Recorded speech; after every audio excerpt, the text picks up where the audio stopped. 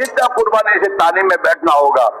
ہمارے میاں جی مہراج صاحب فرمایا کرتے تھے کہ تعلیم میں، مسجد کی تعلیم میں دھیان اور عظمت کے ساتھ اس طرح بیٹھو اور یہ نیت کر کے بیٹھو کہ اللہ تعالیٰ مجھے اپنے نبی کی حدیث کا نور مجھے عطا فرما دے اور اللہ مجھے عمل کی قوت دے دے.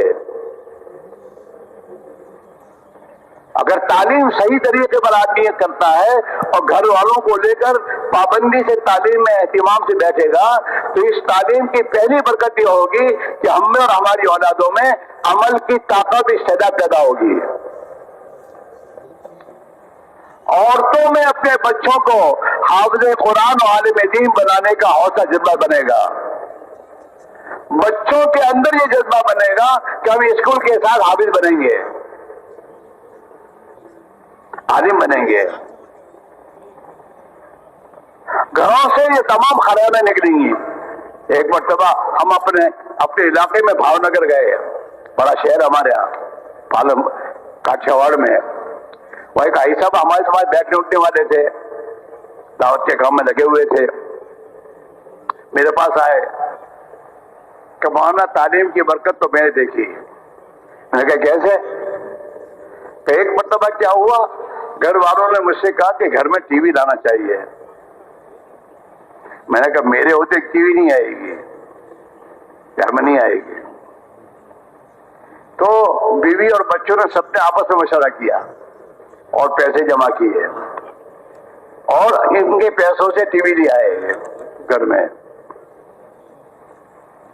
میں بہت پریشان، یا اللہ کیا کرنا، سمجھا لیکن سمجھے نہیں. خدا کا کرنا اسی زمانے میں ہمارے محلے میں میوات سے جماعت آئی اور اس میں امیر صاحب نے کہا کہ گھر میں تعلیم زندہ کرو. تمہارے گھروں کی تعلیم کی برکت سے اللہ تمہارے گھروں میں جو کچھ غفلت کی چیزیں ہیں خدا دور کرے گا. ہمارا ذکر فرماتے تھے کہ گھروں کی فضائل کی تعلیم کا اہتمام کرو. اگر اس کی گھروں کی تعلیم کا اہتمام کرو گے، اس کی برکت سے جن سوراخوں سے تمہارے گھروں میں برائیاں آ رہی ہیں اللہ ان سوراخوں کو بند کر دے گا. اگر اس مسئلے کو پوچھو کہ تم میں سے کون کتنے گھروں کی تعلیم میں شریک ہوتے ہیں تو کہ گھر میں تعلیم ہوتی، باقی میرے،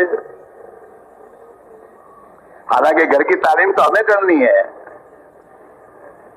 اہتمام کے ساتھ خود کو بھی بیٹھنا ہے، اپنے بال بچوں کو لے کے بیٹھنا. کوئی دین کا تقاضا ہے جواب میں جاؤ گے تو پھر اپنی جگہ کسی کو ذمہ دار بناؤ گے آپ گھر میں، تو یہ گھر کی تعلیم کا ذمہ دار رہے گا.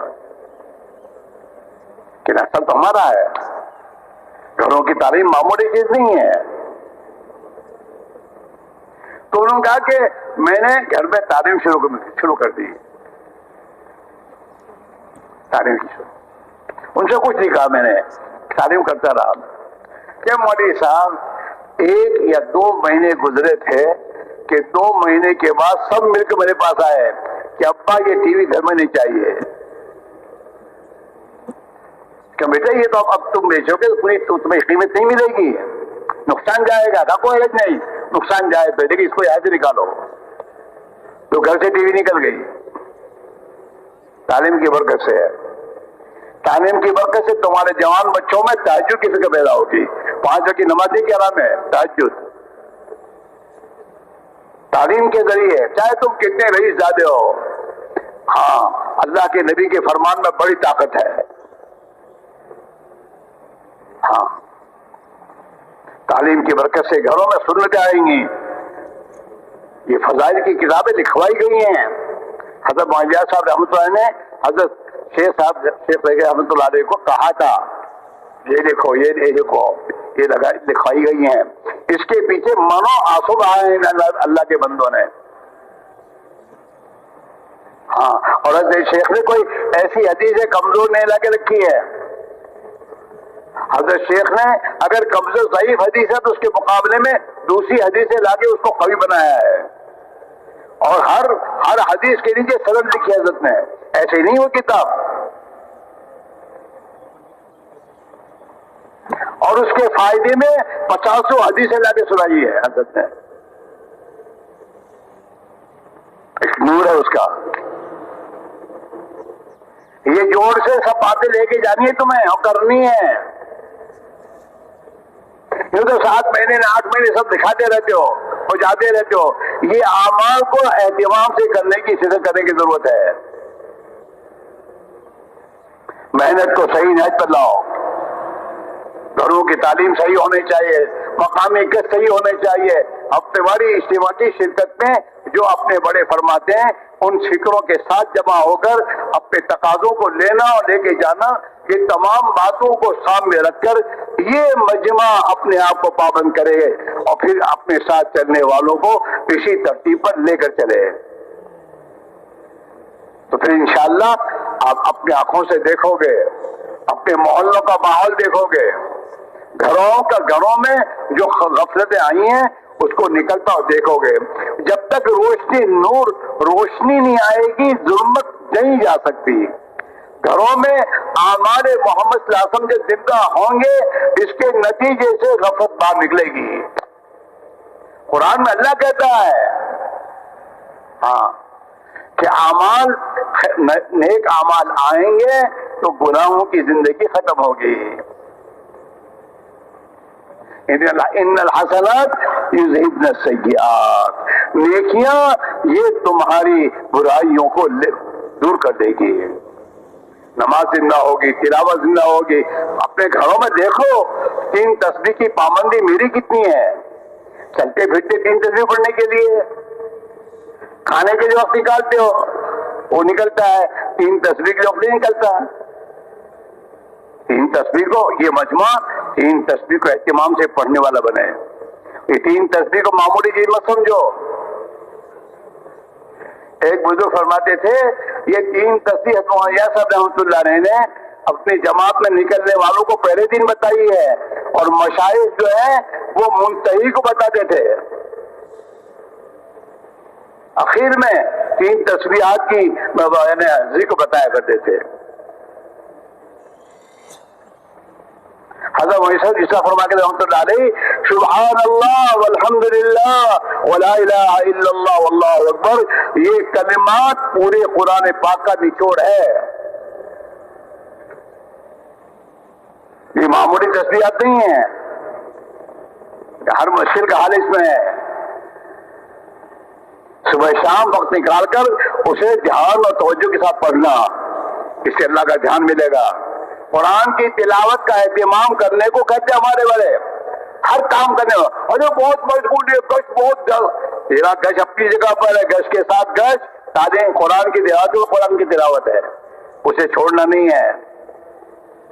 جب تک انفرادی معمولات کی پابندی نہیں کرو گے اجتماعی اعمال میں نور پیدا نہیں ہوگا. جتنا گشت ضروری ہے اتنی تسبیحات ضروری ہے, اتنی انفرادی اعمال میں قرآن کی تلاوت ضروری ہے, اتنا زندگی کا ہر کام سنت کے مطابق کرنے کی ضرورت ہے.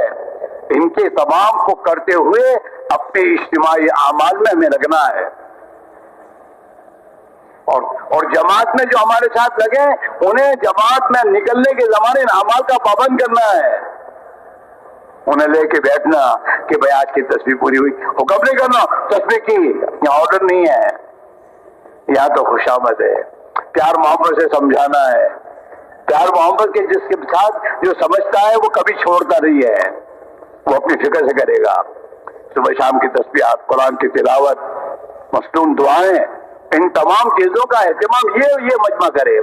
یہ مصنون دعاؤں کو معمولی سے سمجھتے ہیں آپ. اگر مصنون دعائیں زندگی کے ہر موقع کی ہماری پابندی ہونے لگے تو ہر مشکل کو خدا دور کر دے گا,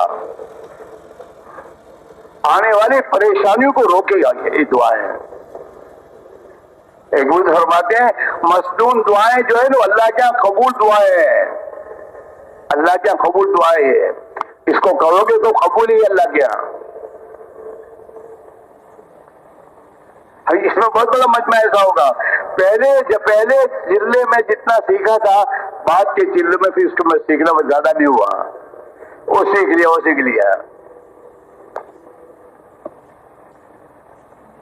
اس لیے میرے بھائیوں، ہم اپنی اس محنت کو صحیح نہج پر لائیں، گشت رواجی نہ کریں، گشت فکر کے ساتھ کریں، اور اللہ سے اچھی امید کر کے گشت کریں، اور قربانی والا گشت۔ اللہ توفیق دے، دکان بند کرو گشت کے دن، کچھ نہیں ہوگا نقصان، اور وہ قربانی والا گشت کرو، اور اپنے ساتھیوں کو قربانی والے گشت پر لاؤ۔ تعلیم قربانی والی، تعلیم کے وقت میں کوئی عمل نہیں ہوگا، کوئی بھی تمہارا لاکھ روپے دینے والا بھی آئے اس کو انتظار کرے گا مسجد کے بعد کہ تعلیم کے بعد ہوگا جو ہوگا بعد۔ تعلیم کا اہتمام، استقامت کا مطالبہ اللہ نے اپنے نبی سے کیا، فاستقم کما امرت۔ پیارے نبی، آپ اپنے آپ کو جمائے رکھیے جیسا آپ کو کہا جا رہا ہے۔ استقامت مطلوب ہے، پابندی سے گشت کرنا، پابندی سے تعلیم کرنا، پابندی سے نمازیں تکبیر تحریمہ کے ساتھ اہتمام سے پڑھنا۔ اللہ توفیق دے، پابندی سے تہجد کی نماز کی پابندی، اشراق کی پابندی، چاش کی پابندی، یہ تمام اعمال ہیں، ان اعمال میں ہم اور آپ پابند ہوں، اور نکلنے کے زمانے میں ہم بھی پابند ہوں۔